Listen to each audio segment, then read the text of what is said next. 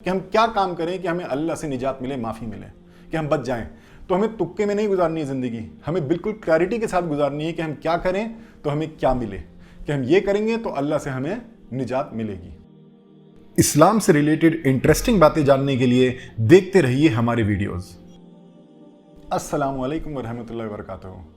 ये salvation series का, निजात सीरीज़ का दूसरा वीडियो है। और अगर मैं थोड़ा सा बैकग्राउंड दूं कि ये हम निजात सीरीज़ का क्या मतलब है। देखिए, ये सीरीज़ आपको हेल्प करेगी अपनी निजात को लेके श्योर होने पे, कि हम क्या काम करें कि हमें अल्लाह से निजात मिले, माफ़ी मिले, कि हम बच जाएं। ये नहीं, आमतौर पे मुसलमान तुक्के लगा रहे होते हैं कि क्या पता कोई नमाज कबूल हो जाए, क्या पता कोई दुआ कबूल हो जाए। तो हमें तुक्के में नहीं गुजारनी है ज़िंदगी, हमें बिल्कुल क्लैरिटी के साथ गुजारनी है कि हम क्या करें तो हमें क्या मिले, कि हम ये करेंगे तो अल्लाह से हमें निजात मिलेगी। और उसी निजात को हम अलग अलग वर्ड्स के ज़रिए, अलग अलग आयतों के ज़रिए एक्सप्लोर कर रहे हैं कि अल्लाह ने कुरान शरीफ में ये कानून, अपने निजात के कानून कहाँ बताएं और कैसे बताएं। देखिए, पहले वाले वीडियो में हमने, पहला जो पार्ट था इसका, उसमें हमने अफू, माफ़ी के वर्ड को एक्सप्लोर किया था कि माफ़ करोगे तो माफ़ी मिलेगी। इस सीरीज़ में हम इस पार्ट में हम करेंगे बात फजल के ऊपर। देखिए, सूरह 11 आयत 3, ये कानून जो है निजात का, जो मैं दूसरा इस सीरीज़ में दूसरा कानून बता रहा हूँ, वो सूरह 11 आयत 3 में आता है, सूरह हूद की आयत 3 में आता है कि अल्लाह ने कहा कि अल्लाह से माफ़ी ढूंढो, अल्लाह की माफ़ी ढूंढो, तौबा करो। और अल्लाह जो है, देखो, एक तो होता है ढूंढना और मिलना अलग चीज़ होती है। आप किसी चीज़ को ढूंढ रहे हैं, वो एक चीज़ है, और मिलना जो है दूसरी चीज़ है। अल्लाह कहता है मेरी माफ़ी ढूंढो और तौबा करो। पर मिलेगी किसको? अल्लाह ने आगे बताता है कि हर फजल करने वाले पे मैं फजल करूंगा। तो ढूंढने सब निकलेंगे, पर मिलेगी किसको? हर फजल करने वाले पे मैं फजल करूंगा। तो अगर आप फजल करेंगे, आपको अल्लाह से फजल मिलेगा। आपको अल्लाह से, समझिए, एक तरीके से माफ़ी मिलेगी, आपकी तौबा कबूल होगी। अब इस वर्ड को थोड़ा सा और समझते हैं कि फजल क्या है। देखिए, सूरह बकरा आयत 268 में अल्लाह ने सदके और ज़कात के कॉन्टेक्स्ट में बोला है कि शैतान तुम्हें डराता है गुर्बत से, कि अगर हम किसी की हेल्प कर देंगे माल से या किसी और तरीके से, तो हम गरीब हो जाएंगे, हम लुट जाएंगे, हम पिट जाएंगे।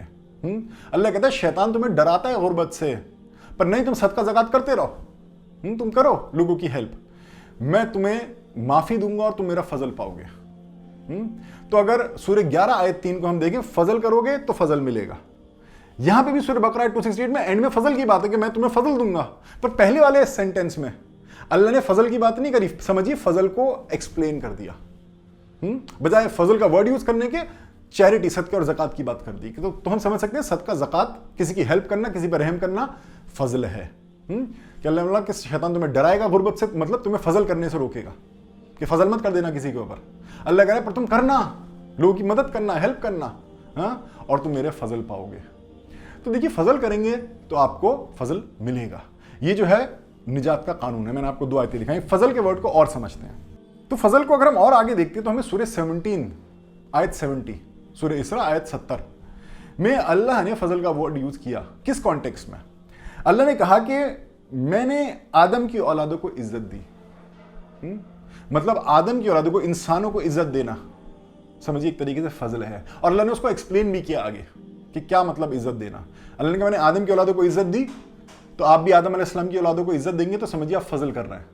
और अल्लाह ने उसको एक्सप्लेन किया कि मैं जो मुसाफिर होता है उसको उसकी मंजिल पहुंचने में हेल्प करता हूँ, समुंदर में, ज़मीन में, हाँ, और जो है मैं उनको अच्छी चीज़ें प्रोवाइड करता हूँ, रिस्क देता हूँ।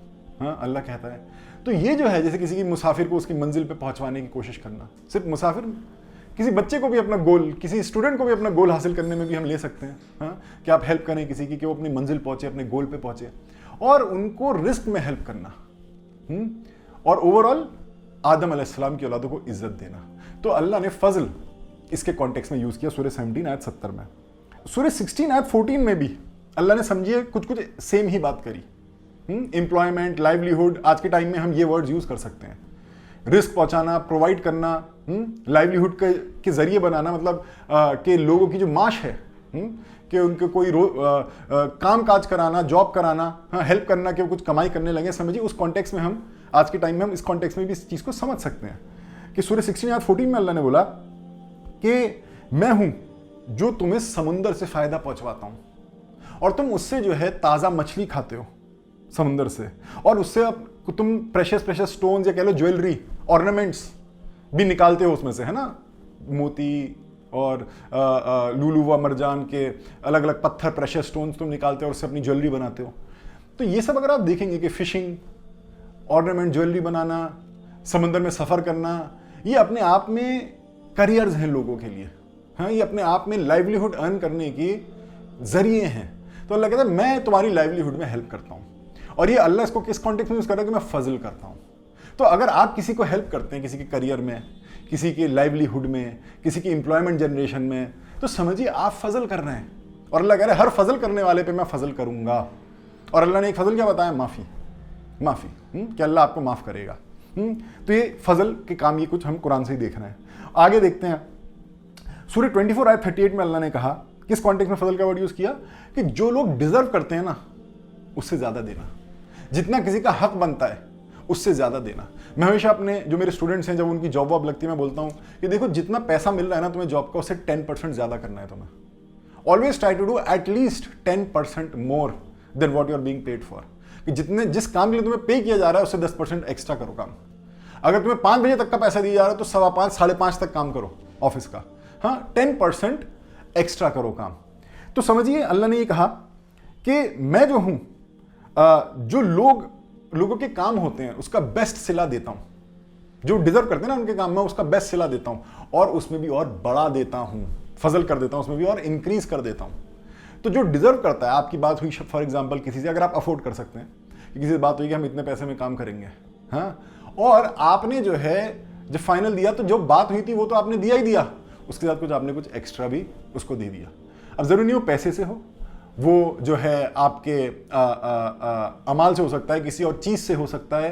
आप जरूरी नहीं कि पैसा ही हो, कोई चीज़ भी हो सकती है देने के लिए, कि आप उसे बढ़ा के दें जो भी आपकी बात हुई है उससे। और यही बात सूरह 35 आयत 30 में भी अल्लाह ने कहा सेम बात, कि जो उनकी वेजेस हैं, जो उनकी दिहाड़ी है, वो तो मैं पूरी देता हूँ। जो उनकी दिहाड़ी है, दिहाड़ी का जो वादा है, जितनी दिहाड़ी बनती है वो तो मैं पूरी देता हूँ, और अपने फजल से और बढ़ा देता हूँ, अपने फजल से और मैं बढ़ा देता हूँ, मतलब टिप कर देता हूँ एक्स्ट्रा। है, टिप कर देते ना जैसे किसी को हम, कि जितनी बिल दिया और हमने थोड़ा सा टिप दे दिया किसी को एक्स्ट्रा, तो अल्लाह कह रहा है जो उनकी बनती है वो तो देता ही हूँ दिहाड़ी, और मैं अपने फजल से बढ़ा देता हूँ। तो अगर आप फजल करेंगे, अल्लाह खुद अपने बता रहे हैं कि मैं फजल, क्या अल्लाह की नज़र में फजल क्या है, ये आयतें क्या बता रही हैं कि अल्लाह की नज़र में फजल क्या है, कि मैं लाइवलीहुड करवाता हूँ, समुद्रों में, मछलियों में, ज्वेलरी में, जितने तुम्हारी दिहाड़ी बनती है उससे ज़्यादा देता हूँ। ये सब फजल के अल्लाह एग्जाम्पल दे रहा है। और अल्लाह ने क्या बोला है, हमने वीडियो कहाँ से स्टार्ट किया है, हर फजल करने वाले पे मैं फजल करूँगा। तो ये फजल, आप समझिए फजल क्या है। आपको भी इन्हीं चीज़ों को करना है और आप अल्लाह से फजल पाएंगे। देखिए फजल का जो एक कॉन्टेक्स्ट है वो इल्म के कॉन्टेक्स्ट में भी है। सूरह 27 आयत 15 में आता है कि अल्लाह ने दाऊद अलैहिस्सलाम और सुलेमान अलैहिस्सलाम के कॉन्टेक्स्ट में आती है ये बात बताई कि दाऊद अलैहिस्सलाम, सुलेमान अलैहिस्सलाम ने बोला कि अल्लाह ने हमें दूसरों से ऊपर उठाया, इल्म दिया है हमें और दूसरों से ऊपर उठाया है, और ये अल्लाह का फजल है हमारे ऊपर, खुला फजल है हमारे ऊपर कि हमें इल्म दिया और उठाया है। तो देखिए अल्लाह ने जो इल्म दिया है किसी को और उठाया उस इल्म से, वो फजल का एक्ट है। तो अगर आप भी किसी को इल्म देते हैं और उसका स्पिरिचुअल मकाम ऊपर उठता है, एक स्पिरिचुअल उसमें अगर बात करें तो आप फजल का ही एक्ट कर रहे हैं। पर इसको अगर और खोलें, क्योंकि हमने देखा कि फजल लाइवलीहुड से भी रिलेटेड है। अगर आप किसी को नॉलेज देते हैं, आपका कोई उस्ताद है, कोई टीचर है, वो आपको कोई स्किल सिखाता है, कोई लाइवलीहुड का तरीका सिखाता है कि माश की, चलो किसी ने टेलरिंग सिखा दी, किसी ने कुछ और सिखा दिया, किसी ने आपको जो है मीडिया का काम सिखा दिया, किसी ने कोई भी XYZ खेती का कोई पॉइंट बता दिया आपको, तो अगर आपके ऊपर वो ये कर रहा है तो वो भी फजल का ही एक्ट है। और अल्लाह ने बोला है हर फजल करने वाले पे मैं फजल करूंगा। मेरी माफ़ी ढूंढो, सूरह 11 आयत 3 हमने यहीं से शुरू किया था, मेरी माफ़ी ढूंढो, तौबा करो और मेरी माफ़ी ढूंढो, पर मिलेगी किसको? हर फजल करने वाले पे मैं फजल करूंगा। तो अगर आप अल्लाह से माफ़ी मांगेंगे, इस्तग़फ़ार करेंगे और ये फजल के काम करेंगे, हाँ, दूसरे आदम अलैहिस्सलाम की औलादों के लिए, तो इंशाअल्लाह आपको फजल मिलेगा। तो तुक्के लगाने पे मत रहिए। हाँ, यू कैन नॉट अफोर्ड तुक्के लगाना, हाँ, कि तुक्के लग जाए, कोई हम जहन्नम से बच जाए, जन्नत हमें मिल जाए, अल्लाह हमसे राजी हो जाए तुक्के लगा लगा कि क्या पता कोई सजदा कबूल हो जाए। अल्लाह ने अपने कानून इस किताब में, जो कि बिल्कुल क्लियर किताब है, Quran is a clear book, उसमें बिल्कुल क्लियर रूल्स हैं, बिल्कुल क्लियर लॉज हैं। तो तुक्के लगाने पर मत जाइए, इन कानूनों को समझिए और अपनी ज़िंदगी इन्हीं कानूनों के अंदर फिट करने की कोशिश करिए, और इंशाअल्लाह आपको अल्लाह से निजात मिलेगी। उम्मीद है आपको बात समझ में आई होगी।